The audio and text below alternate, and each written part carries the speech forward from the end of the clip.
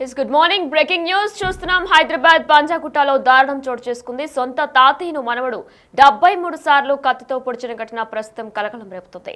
అయితే దీని గురించి పూర్తి డీటెయిల్స్ లోకి వెళ్తే ఆస్తి తగాదాల నేపథ్యంలో ప్రముఖ పారిశ్రామికవేత్త వెల్జన్ గ్రూప్ సంస్థల అధినేత వెల్మటి చంద్రశేఖర్ జనార్దన్ రావు తన మనవడి చేతిలో దారుణ హత్యకు గురయ్యారు.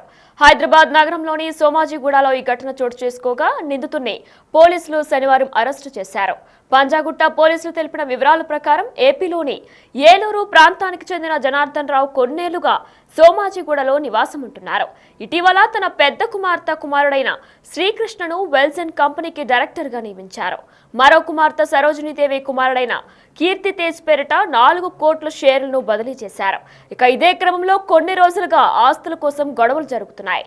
గురువారం రాత్రి సరోజినీదేవి తన కుమారుడైన కీర్తి తేజ్ తో కలిసి తండ్రి ఇంటికొచ్చారు. ఆస్తి పంపకాల విషయంలో తాతతో కీర్తి తేజ్ వాగ్వాదానికి దిగాడు. తండ్రికి టీ ఇచ్చేందుకు సరోజినీదేవి ఇంట్లోకి వెళ్లగా ఇదే అదనుగా కీర్తి తేజ్ తన వెంట తెచ్చుకున్న కత్తితో తాతను 73 సార్లు పొడిచాడు. అరుపులు కేకలు విన్న సరోజినీదేవి పరుగున వచ్చి కుమారుని వారించిపోయారు. ఆమెపైన కూడా దాడి చేసిన కత్తితో 4 చోట్ల పొడిచాడు. అయితే అక్కడే ఉన్న కాపలాదారు వీరబాబు వచ్చేందుకు ప్రయత్నించగా దగ్గరకు రావద్దని హెచ్చరించాడు కీర్తి తేజ్. తర్వాత అక్కడి నుంచి కీర్తి తేజ్ పరారయ్యాడు. కేసు నమోదు చేసుకున్న పోలీసులు శనివారం నిందితుడిని పంజాగుట్టలో అరెస్టు చేసి రిమాండ్కు తరలించారు. సరోజినీదేవి జూబ్లీహిల్స్ లోని ఓ ఆసుపత్రిలో చికిత్స పొందుతున్నారు. పోలీసులు కీర్తి తేజ్ మాదక ద్రవ్యాలను బానిసనే అనుమానాలు కూడా వ్యక్తం చేస్తున్నారు. అయితే జనార్దన్ రావు ఏలూరు ప్రభుత్వ ఆసుపత్రికి పలు దఫాలుగా 40 కోట్లు, తిరుమల తిరుపతి దేవస్థానానికి 40 కోట్లు విరాళాలు ఇచ్చారు. ఇక ఏపీ, తెలంగాణ రాష్ట్రంలోని పలు స్వచ్ఛంద సంస్థలకు కూడా విరాళాలు ఇచ్చినట్లు కూడా తెలుస్తుంది. అయితే మరి ఇదే నేపథ్యంలో ఆస్తి తగాదాల నేపథ్యంలో ప్రముఖ పారిశ్రామికవేత్త వెల్జన్ గ్రూప్ సంస్థల అధినేత వెల్మటి చంద్రశేఖర్ రావు జనార్దన్ రావు తన మనవడి చేతిలో దారుణ హత్యకు గురయ్యారు. ఇదే అంశంపై పూర్తి డీటెయిల్స్ మా ప్రతినిధి సుజాత అందిస్తారు. పంజాగుట్ట పోలీస్ స్టేషన్ పరిధిలో మనవడు తాతని హతమార్చినటువంటి ఘటన చోటు చేసుకుంది. గురువారం సాయంత్రం పంజాగుట్ట పోలీస్ స్టేషన్ పరిధిలో నివాసం ఉంటున్నటువంటి ఇంటికి వచ్చి తాత మీద మొదట వాగ్వాదానికి దిగాడు కార్తీక్. గత కొన్ని రోజుల నుంచి తన ఆస్తిని ఇవ్వాలి అంటూ కార్తీక్ తన తాతతో అమ్మతో గొడవ పడుతున్నాడు. రీసెంట్ గానే కార్తీక్ యుఎస్ నుంచి ఎడ్యుకేషన్ పూర్తి చేసుకొని ఇక్కడికి వచ్చాడు. నిన్న సాయంత్రము ఇంట్లోకి వచ్చి కొద్దిసేపటి వరకు ఆస్తి కోసం నువ్వు అందరిలాగా పెంచడం లేదు, అందరూ పెంచినట్లుగా నన్ను ఎందుకు పెంచలేదు అంటూ గత కొన్ని నెలల నుంచి వాళ్ళిద్దరి మధ్య గొడవలు కావడము, అందరినీ చూసినట్టు తను చూడలేదని తాతని నిన్న కత్తితో పొడిచి చంపేసినటువంటి ఘటన చోటు చేసుకోవడంతో ఆ సమయంలో అడ్డు వెళ్ళినటువంటి కార్తీక్ తల్లి సరోజిని మీద కూడా దాడి చేశాడు. ప్రస్తుతం పోలీసులు కార్తీక్ ని అదుపులోకి తీసుకున్నారు. విజువల్స్ లో కూడా చూడొచ్చు. ఇక్కడికి పోలీసులు చేరుకొని చుట్టుపక్కల ఉన్నటువంటి సీసీ కెమెరాలన్నిటిని కూడా అబ్జర్వేషన్ చేస్తున్నారు. కార్తీక్ తో పాటు ఎవరైనా వచ్చారా ఏంటి అనే విషయాలు కూడా పూర్తి వివరాలను సేకరిస్తున్నటువంటి పరిస్థితి ఉంది. గతంలో తను ఒక రియల్ ఎస్టేట్ కి సంబంధించి Welton group of industry chairman గా తను వర్క్ చేసినట్లు తెలుస్తుంది.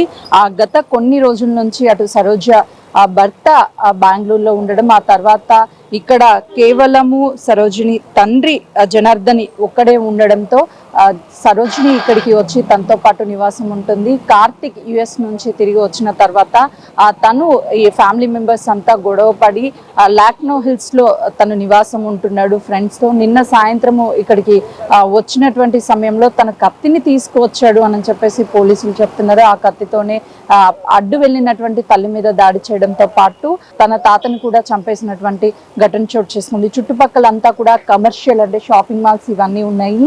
నియర్ బై ఉన్నటువంటి సీసీ కెమెరాస్ అన్నిటిని కూడా పోలీసులు ఫుటేజ్ ని సేకరిస్తున్నారు. మరోవైపు ఇంటిని కూడా చూస్తే ఇది డూప్లెక్స్ హౌస్. ఎప్పుడు సెక్యూరిటీతో పాటు డ్రైవర్స్ వీళ్ళంతా ఇక్కడే ఉంటారు. కానీ అర్ధరాత్రి పూట జరిగినటువంటి సమయంలో ఎవరూ లేకపోవడము, సరోజిని ఆపే ప్రయత్నం చేసినప్పటికీ తన మీద కూడా దాడి చేశాడు. కేవలం ఆస్తి కోసమే, ఆస్తి పంపకం చేయడం లేదు, ఆస్తినంతా కూడా తన పేరు మీద రాయాలి, అందరినీ పెంచినట్టు నన్ను పెంచలేదు, చిన్నప్పటి నుంచి నన్ను అందరిలాగా చూడలేదు అంటూ మనసులో తనకి మొదలైనటువంటి ఒక ఆలోచన ద్వారానే ఈ రోజు తాతని హతమార్చాలి ఎలా అయినా సరే ఆవేశంలో ఉన్నటువంటి కార్తీక్ తన తాత మీద కత్తితో తన వెంట తీసుకొచ్చినటువంటి కత్తితోనే పొడవడంతో వెంటనే కూడా మృతి చెందాడు.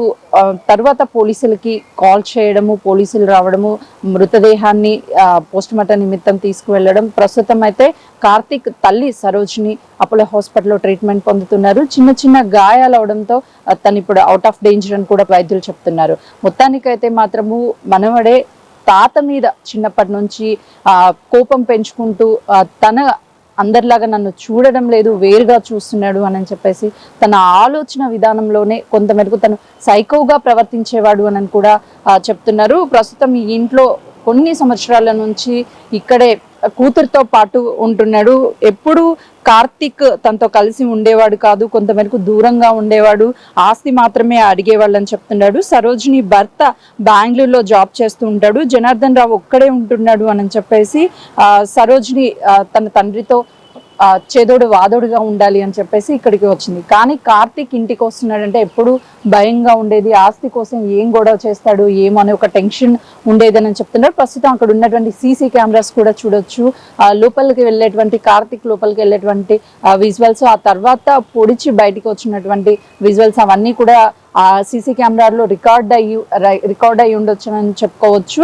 పోలీసులు అయితే వీటన్నిటికీ సంబంధించినటువంటి డీటెయిల్స్ అన్నిటినీ స్వీకరిస్తున్నారు. చుట్టుపక్కల ఉన్నటువంటి సీసీ కెమెరాల్లో కూడా ఫుటేజ్ అంతా బయటికి తీస్తున్నారు. ప్రస్తుతం కార్తీక్ అయితే పోలీసులు రిమాండ్కి తరలించారు. మరోవైపు సరోజిని అపోలో హాస్పిటల్లో వైద్యం అందుతుంది.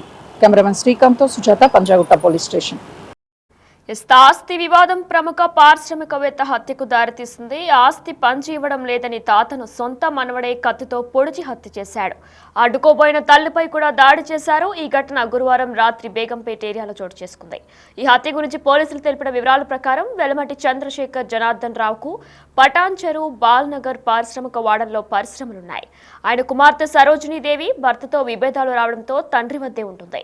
ఆమె కుమారుడు కిల్లారు కీర్తితేజ్ తల్లిదండ్రులతో కాకుండా వేరుగా ఉంటున్నారు. అయితే కొంతకాలంగా వీరి కుటుంబంలో ఆస్తి పంపకాల విషయంలో గొడవలు చోటు చేసుకుంటున్నాయి. కొన్ని రోజుల కిందట జనార్దన్ రావు తన మనవడు కీర్తితేజ్ కు 4 కోట్ల వరకు డబ్బులు ఇచ్చారు. ఆ తర్వాత తనకి ఇంకా డబ్బులు కావాలని, తనను సరిగ్గా పెంచలేదని తాతతో తరచూ గొడవ పడేవాడు. ఇక ఇదే నేపథ్యంలో గురువారం రాత్రి 11 గంటల సమయంలో తాత జనార్దన్ రావు ఇంటికి కీర్తితేజ్ వచ్చాడు. తన ఆస్తి పంచి ఇవ్వాలని గొడవ పెట్టుకున్నాడు. గొడవకు దిగిన కీర్తితేజ్ను తల్లి సరోజినీదేవి వారించింది. ఇక ఇదే సమయంలో కోపంతో తన వెంట తెచ్చుకున్న కత్తితో తాతను 73 సార్లు పొడిచి చంపాడు. తల్లి అడ్డురాగా ఆమె పైన కూడా దాడి చేశాడు. కత్తిపోట్లతో గాయపడ్డ జనార్దన్ రావు అక్కడికక్కడే మృతి చెందారు. కాసేపటికి తేరుకున్న సరోజినీదేవి తన కుటుంబ సభ్యులకు సమాచారం అందించారు. కుటుంబ సభ్యులు వచ్చి సరోజినీదేవిని చికిత్స కోసం ఆసుపత్రికి తరలించారు. ఆ తర్వాత పోలీసులకు సమాధానం ఇచ్చారు. జనార్దన్ రావు కుమారుడు గంగాధర్ శ్రీనివాస్ ఫిర్యాదు మేరకు పంజాగుట్ట పోలీసులు కేసు నమోదు చేశారు. అయితే దర్యాప్తు జరుగుతుంది. నిందితుడు కీర్తితేజ్ పోలీసులు అదుపులో తీసుకున్నట్టు కూడా సమాచారం అందుతుంది. జనార్దన్ రావు మృతి పట్ల ప్రముఖులు దిగ్భ్రాంతి వ్యక్తం చేస్తున్నారు.